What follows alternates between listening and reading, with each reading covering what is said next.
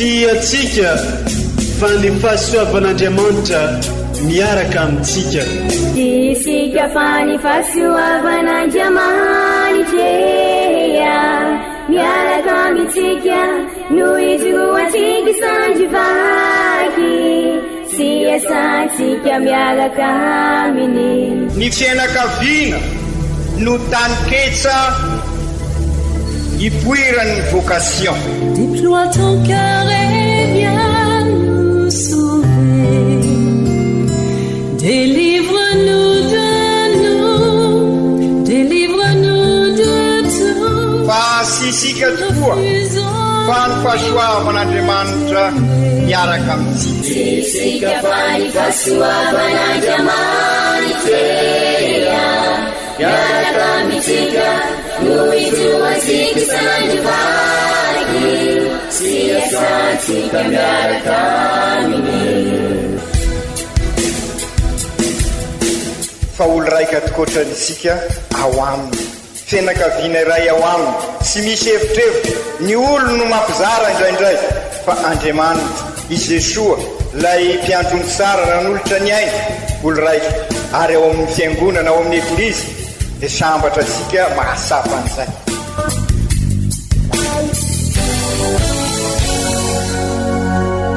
Olo araiky atsika atambatry ny fanahy masina kamiray. Olo araiky ao amin'ny Kristy. Fandaram-pampianarana iarano amin'ny son excellence Monseigneur Benjamin Marc Ramarson eto amin'ny radio Fania.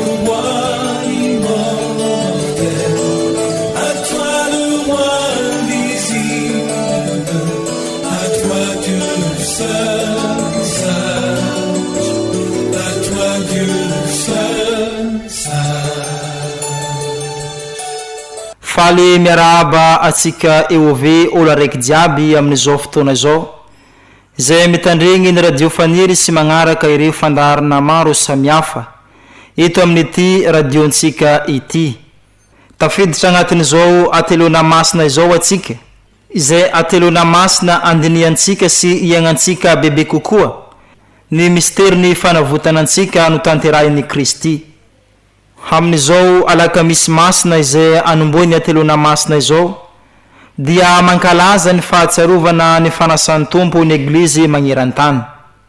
Ndeha arorasintsika i Kristy tenin'Andriamanitra amin'ny alalan'ireo vaky teny masina omeny eglizantsika amin'ity alakamisy masina fahatsarovana ny fanasan'ny tompo ity sy ny fampianarana ray aman-drenitsika dia Monseigneur Archevêque Benjamin Marc Ramarson.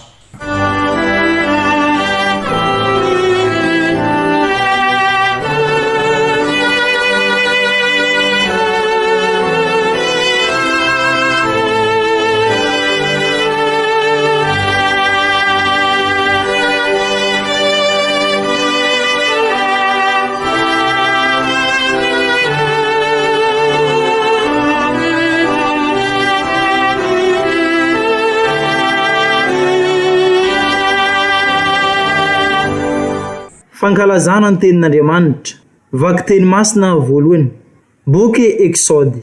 Tamin'izany andro izany, izao no nolazain'ny Tompo tamin'ny Moizy sy Arona any amin'ny tany Egypta. Ity volana ity no oka ho fiandoham-bolana ho anareo, dia ho voalohambolana amin'ny taona izany ho anareo. Ary mitenena amin'ny fiangonan'i Israely rehetra ataovy hoe amin'ny andro fahafolon'ity volana ity samia ianareo maka zanak'ondry iray avy isam-pianakaviana, zanak'ondry iray isan-trano. Raha vitsy loatra ny iray trano ka tsy mahalany zanak'ondry iray dia ikambanany amin'izay namany akaiky azy indrindra izany arakaraka ny isan'ny olona. Fa arak'izay tokony ho an'ny olona iray no anisanareo ny olona hihinana an'io zanak'ondry io. Dia ho zanak'ondry tsy misy kilema sady lahy ary efa herintaona no alainareo dia zanak'ondry na zanak'osy. Dia ho tanànareo izy atramin'ny andro faefatra-ambin'ny folo ny volana io vao samy amono azy ny fiangonan'ny Israely rehetra amin'ilay aty takariva iny. Angalana ny rany atentina amin'ny tolana roa sy ny tataom-baravaran'ny trano ihinanana azy ary hoanina amin'ny oalina io ihany ny nofony.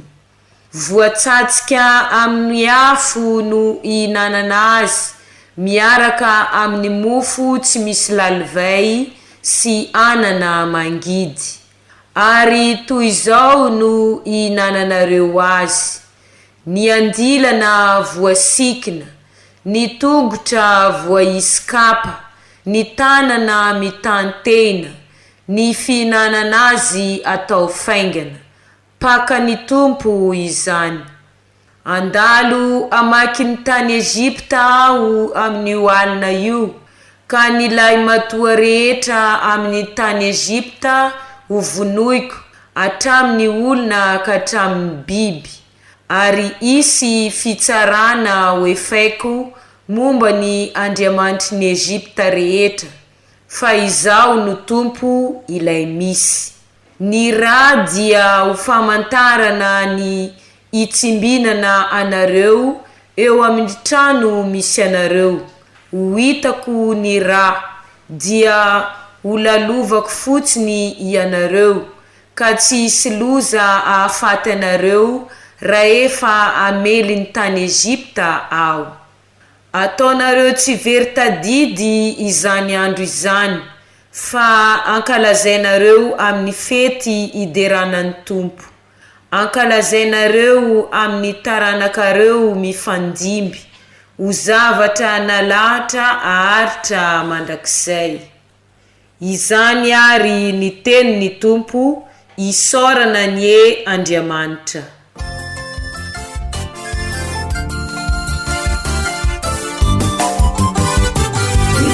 Isaoratsika Andriamanitra, ilaisoatsika ny rany Kristy. Ny Kristy isaoratsika Andriamanitra, no hiasantsika ainaminy. Ny Kristy isaoratsika Andriamanitra, ilaisoatsika ny rany Kristy. Ny Kristy isaoratsika Andriamanitra, no hiasantsika ainaminy. Natokana misy nanentsika ny lazaza hoe farafahoriny, antaitra homanga vakio mandaika avokoa ny olombelona. Inona navakio ny tomboko, mande marumsunatani Rekin kalis pamunjelena Ansukunena rantum puciliya Ikalisi sarasike Anadiamancha Eila isuatike Nirani gisi Ikalisi sarasike Anadiamancha Nuyasatsike ainaminy. Efaiko ny vady zay nolazaiko, efaiko anatrehany firenena, tsy zakany tompo tokoa ane. Io hoe afatsy zay mino azy. Tompo satria mpanompona aho, satria mpanompo matokena aho. Sanaka panompo vavina aho, indro migadraka sorina aho. Ikaisy saratsika Andriamanitra, ilaisoatsika ny rany Kristy. Ikaisy saratsika Andriamanitra, no hiasantsika ainaminy.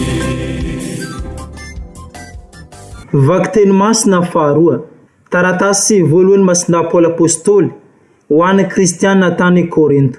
ry kristianina havana, izao no noraisiko tamin'ny tompo sy nafindrako taminareo kosa. Tamin'ny alina namadiana azy iny Jesoa dia nandray mofo, ka no nefa nisotra izy dia namaky azy sy nanao hoe, raiso ary hano fa vatako ity ho anareo. Manaova izao ho fahatsiarovanay. Toy izany koa no nefa nihinana dia hoy izy, kalisy fanekena vaovao amin'ny rako ity, manaova izao ho fahatsiarovanay isaky ny misotro ianareo. Fa isaky ny mihinana ity mofo ity sy misotro amin'ny ity kalisy ity ianareo dia manambara ny fahafatesan'ny tompo mandra-piaviny. Izany ary ny tenin'ny tompo. Isorana ny Andriamanitra.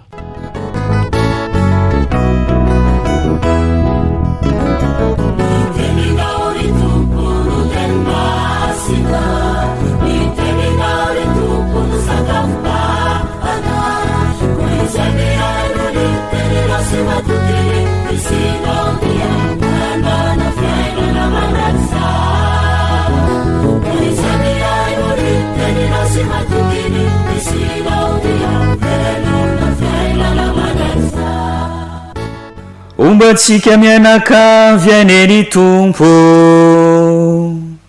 ho tanteraka tokoa ande iza. Evanjelo masigny dia Jesosy Kristy tompontsika, nisoratany masinday Joany, voninahitra neo anao ry tompo. Talohan'ny fankalazana ny Paka, fantatry Jesosy fa tonga ny fotoana ialany amin'izao tontolo zao agny amin'ny ray. Ka rehefa notiaviny tokoa ny azy zay amin'izao tontolo zao, dia farafitiavany nataony taminy. Ara mbola teo amin'ny fisakafoanana riva i Jodasy Iskariota, izanaky Simona mo efa nomendinvoly hevitra hamadika azy. I Jesosy kosa nahalala fa efa napetraka ny ray eo an-tanany zavatra rehetra, ary Andriamanitra no niaviany, sady Andriamanitra koa no iverenany. Dia nitsangana teo am-pihinanana izy, napetra ny lambany, nalainy ny lambany famona ka nisikinany. Rehefa izany nampidany rano tamin'ny tavy izy, dia nanomboko nanasa ny tongotry ny mpianatra, sy namoaka azy tamin'ny lambany sikinany.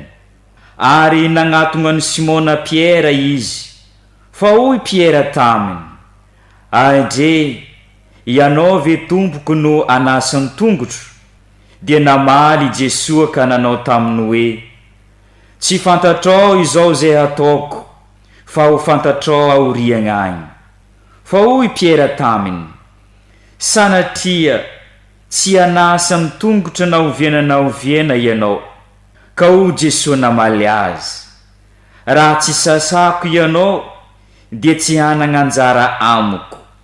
Dia hoy Simona Piera taminy, tsy ny tongotra ihany ary tompoko, fa ny tenako sy ny lohako koa.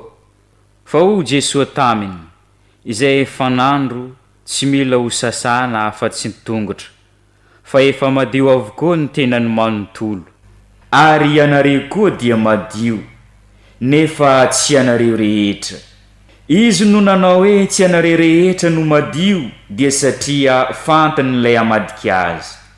No ny efa voasasa ny tongotry izy ireo, dia nandray ny lamba izy ka nipetrika indray, ary nanao taminy hoe, moa fantatrareo va izay nataoko taminareo? Ianareo manao aho hoe mpampianatra sy tompoko, ary mariny ny filazanareo, fa izany tokoa aho. Ka raha izaho tompo sy mpampianatra aza nanasa ny tongotrinareo, ianareo samby ianareo koa dia tsy maintsy fanasa tongotro, satria nomeko fianarana ianareo mba hanaovanareo toy ny nataoko taminareo.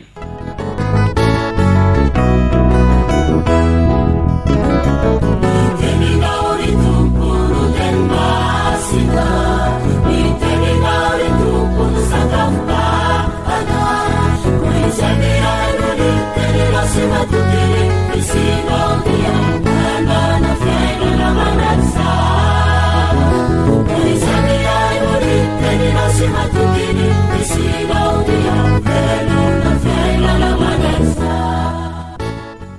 izany ary kankalazantsika ny teny ny tompo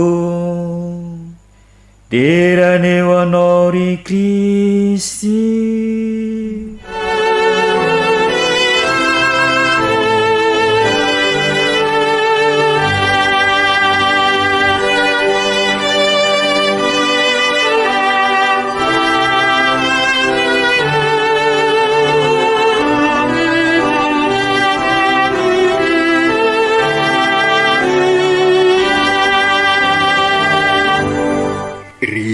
Kristianina ava-malala, izao alakamisy izao no anomboasika ny atelona masina izay mitondra sika amin'ny fankalazana ny Paka, izay ansosika matetika hoe tridium pascal.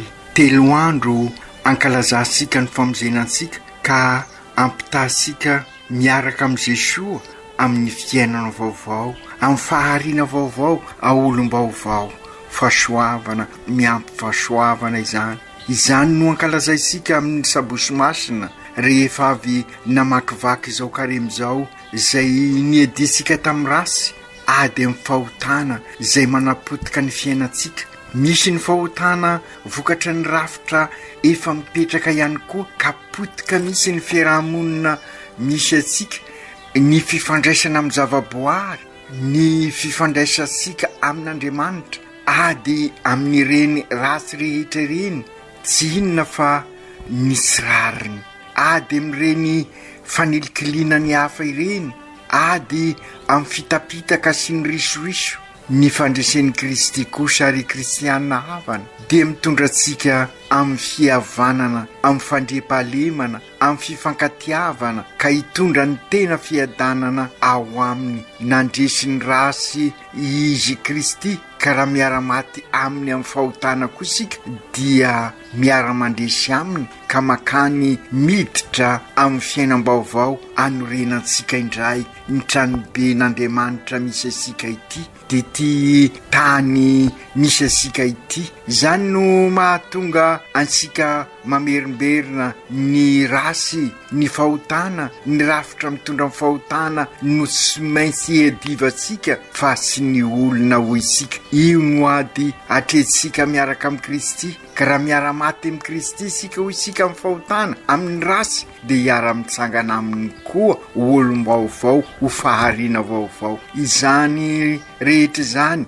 no ankalazaisika amin'izao atelona masina manomboka amin'izao alakamisy masina izao. Masina izy satria mampiombona antsika amin'ny masina dia Andriamanitra. Ka noho izany ry kristianina havana, raha miroso lalindalina koa isika amin'ny fanazavana dia misy akony manokana ny fankalazana amin'ity taon'ity, satria araky ny averimberitsika matetika dia ty taona ty no taon jobily ny fanavotana asika. Ka raha misy ary hafatra ry kristianina havana, ao ka samy ahay anararotra izao fahasoavana atolotra amintsika izao, ka samy andray fahasoavana tokony itsika sy kiraikiraika avy. Isaky ny manao fankalazantsika dia maro ireo famantarana endry zavatra na symbole anehosika ny fankalazana, ka manentana antsika rehetra ihany koa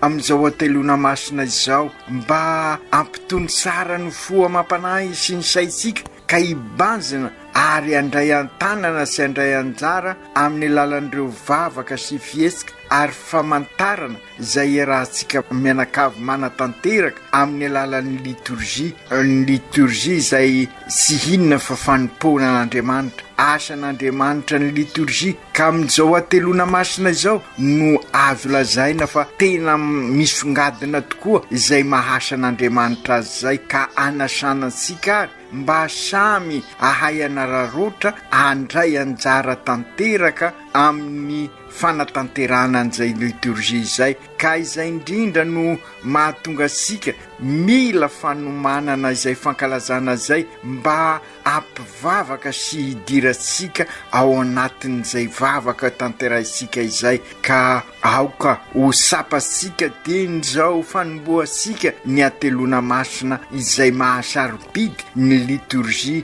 amin'izao tridium pascal izao, satria no ny asa ny fanahy masina araka ny averimberitsika matetika dia tsy hoe mandray anjara fosiny isika fa mivelona tokoa izay ankalazaina. Ka raha iverina ary isika ny amin'ny alakamisy masina fosiny dia zavatra telo ankoatrin'ireo maro azo ampisahivina no asongadiko amintsika eto miainga amin'ireo famantarana zay iankalazantsika amin'izao alakamisy masina izao, ka ahafahasika miombona bebe kokoa amin'izay ankalazaina izay, satria araka ny lazaitsika ivelomasika izay inonsika no ny asan'ny fanahy masina ka mahatonga sika tafiditra tanteraka ao amin'izay liturgia zay.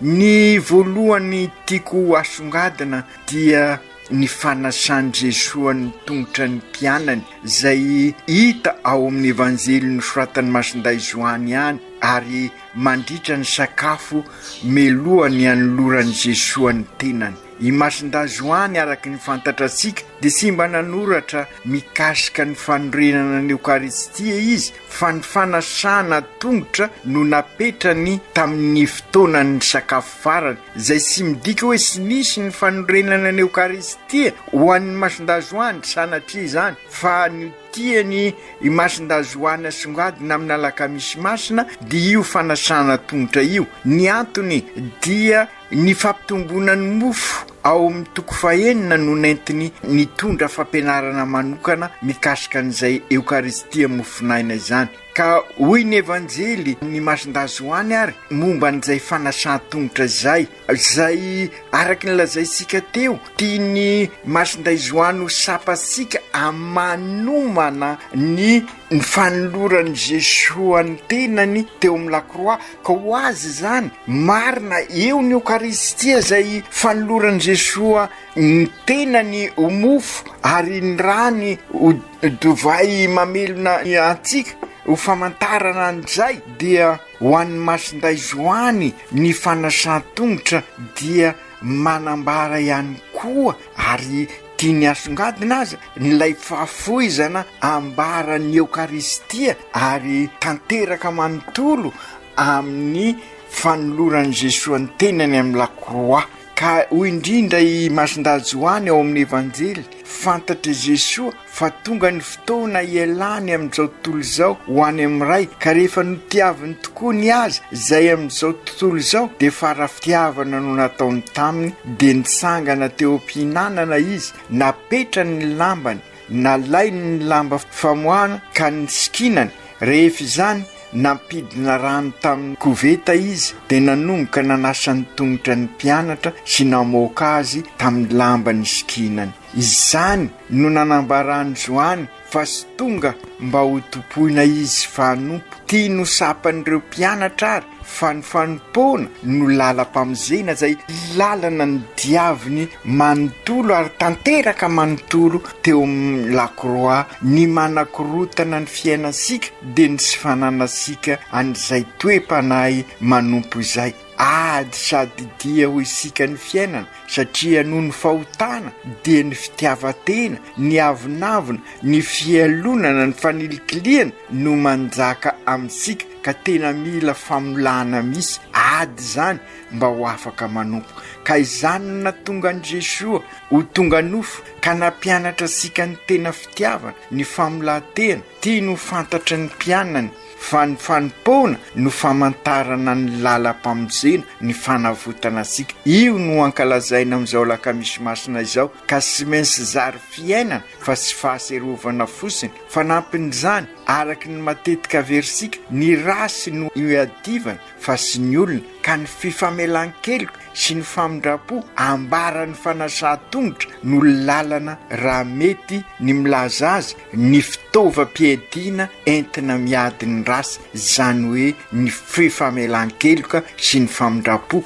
ka io indrindra no manambara ho an'ny masindazoany lay fahafoizana nentin' Jesoa averisika sy hoe manafona ny Eukaristia ny fanasan-tongotra fa maneho ihany koa an'izay fahafoizana zay hitasika ary efa mankalaza ny Eukaristia isika ka ambarany ny Jesoa ity ny vatako ano ity ny rako sotroy ka izay koa no sakafo farany ny rany Jesoa tampianany ka mifameno ary mifanengotra ireo satria samy manambara ny fahafoizana sy ny fanompona tena manambara ny lakroa tokoa zany ny fanasan-tongotra hoy indrindra Jesoa milaza azy ataovy izao fahaserovanahy ianareo manao ahy hoe mpampianatra sy tompo ary marina ny filazanareo fa izany tokoa aho ka raha izao tompo sy mpampianatra azy manasa ny tongotra anareo ianareo samy anareo koa de sy maintsy fanasa tongotra satria nomeko fianarana anareo mba hanaovanareo toy ny natao taminareo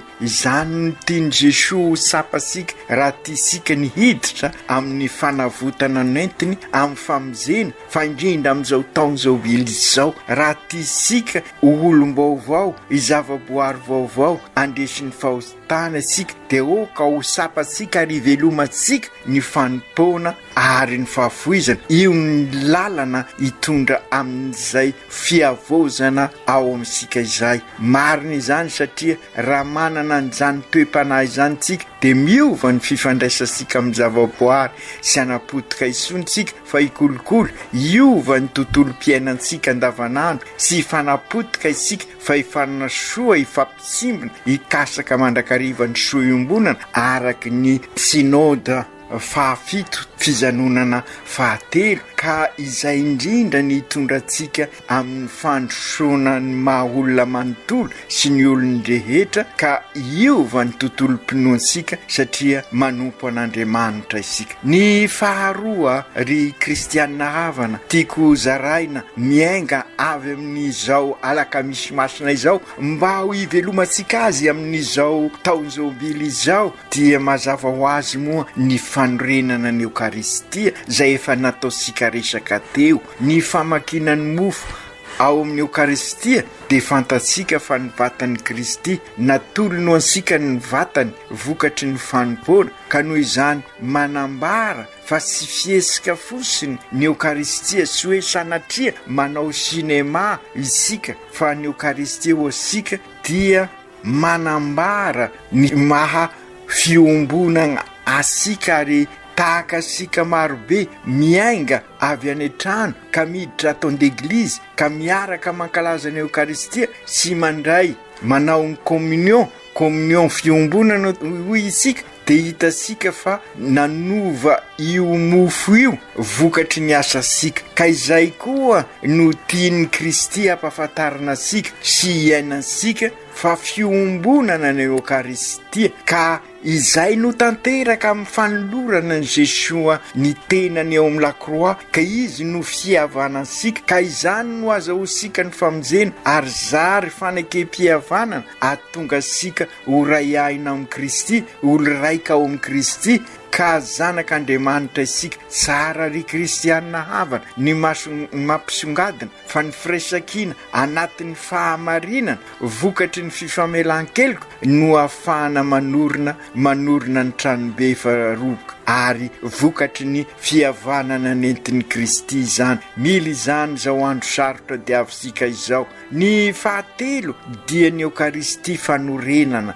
ny Eukaristia tokoa dia mahatonga sika EOV ou génération de baptiseurs izay no ankalazaisika amin'izao alakamisy masina izao ny zao tontolo izao de mihevitra fa faharesena ary fanafotoinana ny lakroa fa izao fankalazasika izao no andro misantatra sahady an'ilay fanolorantenan'i Jesoa amin'ny lakroa ka mahatonga sika zary zavaboary vaovao olom-baovao mahatonga ny fihavanana vaovao fanekempihavanana vaovao ka ny hain'i Kristy sy ny raha nalasany no fanorenana an'izay fihavanana izay. Ka izay no mahatonga asika milaza hoe fihavanana sady kristianina no malagasy tanteraka manontolo ao amin'io fanolorantenan'i Jesosy eo amin'ny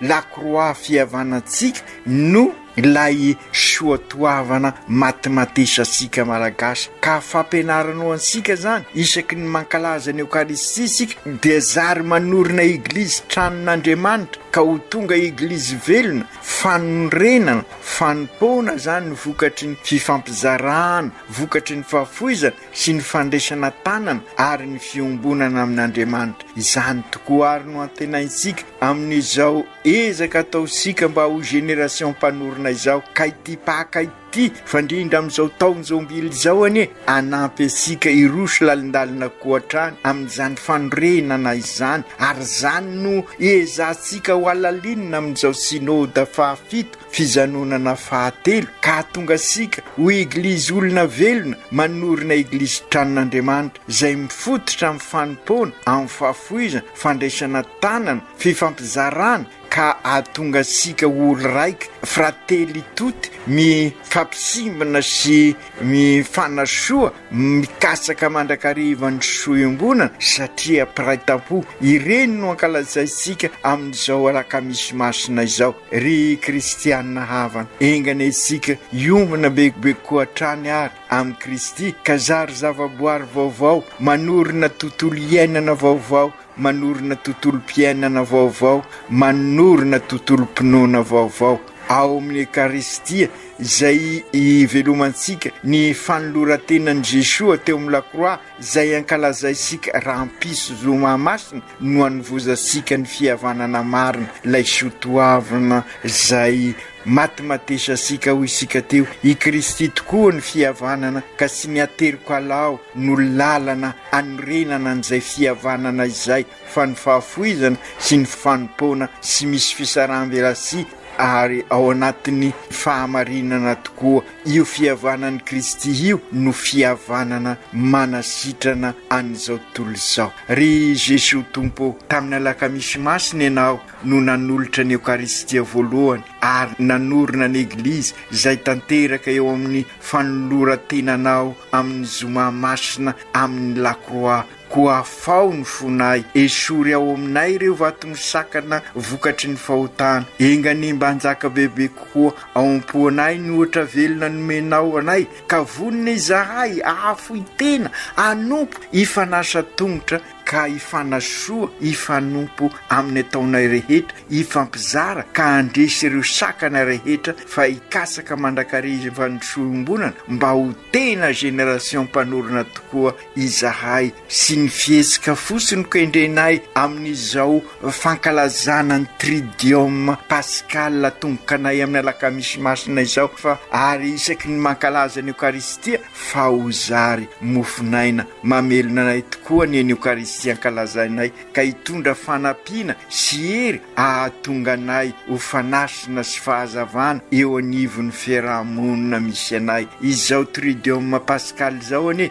hitondra anay bebe kokoa amin'ny fankalazana ny Paka ka ho zary olom-baovao ao aminao tokoa izahay ka zary hoe ove ahatonga anay anorina ETA ary ahatonga anay koa ho mpivahiny ny fanantenana mamafy hafaliana, mamafy fiadanana, mamafy fihavanana sady kristianina no malagasy ka hitondra fanambinana sy fanasoavinao anay anie izao fankalazana ataonao izao. Masiny Maria renin'i Jesosy sy nisaraka tamin'i Jesosy ianao niaraka taminy hatramin'ny teo apotry ny Azaliana ka tatany zahay tsy hisaraka naovinanao vina amin'i Jesosy amasika ny fiainanay amin'ny hazo fizaliana izahay ka zary mpampiavana. Masinay Josefo ray mpiaro ny eglizy eran-tany mivavao anay mba ho mpivahiny ny fanantenana tokoa izahay amafy fiadanana, afaliana, fihavanana sady kristianina ny malagasy anasitrana an'izao tontolo izao. Aoka tanteraka izany amin'ny anaran'ny Ray sy ny Zanaka sy ny Fanahy Masina. Amen.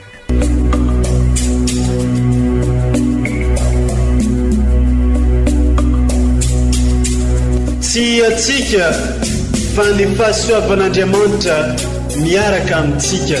Isika fa ny fahasoavan'Andriamanitra miaraka amintsika noho izoroantsika sandrivaky sy asantsika miaraka aminy. Ny fianakaviana no taniketsa ipoiran'ny vocation. Déploie ton cœur et viens nous sauver.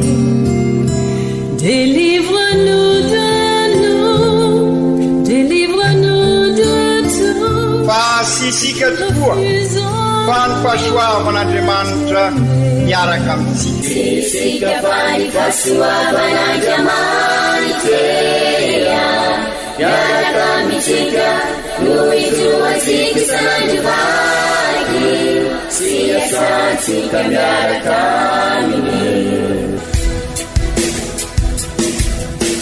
Fa olo raika atokotran'isika ao aminy, fianakaviana iray ao aminy, tsy misy hevitrevitra. Ny olo no mampizara indraindray fa Andriamanitra i Jesoa lay mpiandrony tsara raha n'olotra ny aina olo raika ary ao amin'ny fiangonana ao amin'ny eglizy dia sambatra atsika mahasapan'izay.